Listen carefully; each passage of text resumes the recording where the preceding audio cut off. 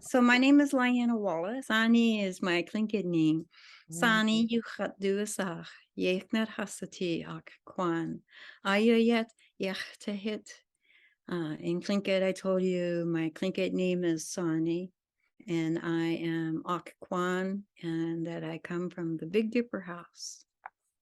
mm, So I'm from here. I'm from Ak Bay. As you're heading out the road, and then going into Echo Cove, you come to a place that we call Burners Bay. So we'd go there and camp out, and there's lots of berries out there, and there's different times of the year where you'd gather certain things. I went out there last year and I gathered the roots from Devil Club, and that's really powerful medicine. The petroglyphs are there to mark the spot and to tell the story. Petroglyph is a rock carving, and it forms different stories. A lot of them have faces, and so we also have a lot of spirals and go into Fitz Cove Road, and there's a trail that you can walk down, and there's some petroglyphs that are right on the beach, faces and circles. So you can go to the one at North Douglas, go out to the point on low tide is Shaman Island. You can see a petroglyph there too, usually by streams where there's lots of fish too as well. That's where hooligan traps were found, placed there alongside Montana Creek. And that's where he stored a lot of his fish traps. So we had a lot of hooligan a long time ago. Actually, the hooligan is smaller and more slimline. Got this ability to sparkle on top of the water. They just like, because as they're moving so fast.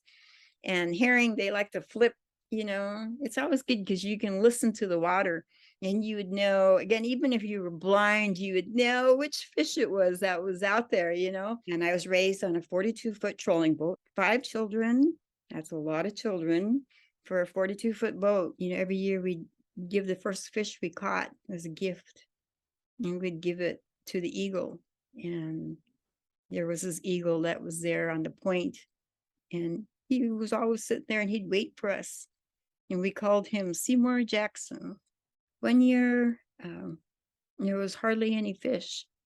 And so we didn't catch fish right away. And you could see that eagle just looking at us. You could see its head moving back and forth, and like, where's his fish? And but we didn't have any fish to give. And so finally that eagle, he got frustrated with us, Seymour Jackson. And then pretty soon it went up on the cabin and it was above my head. And I remember looking at it and seeing its eyelids, two of them, they're open and they're blinking. And it was looking down on our deck to see if we had any fish. And but we didn't have any fish. And so the eagle took off flying, and it started soaring out on the channel a little bit more. And then we saw there was this one place where it was flying around and around and around. And so we went there. And as soon as we put our lines in, we caught salmon.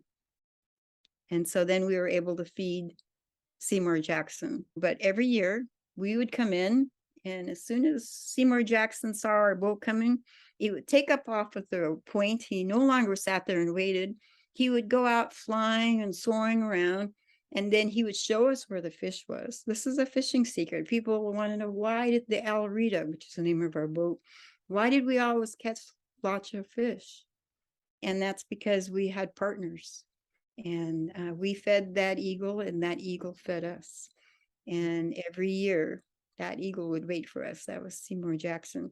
And we'd fish with the whales, and we'd fish with the other fish, and we just knew that traditional knowledge about our environment.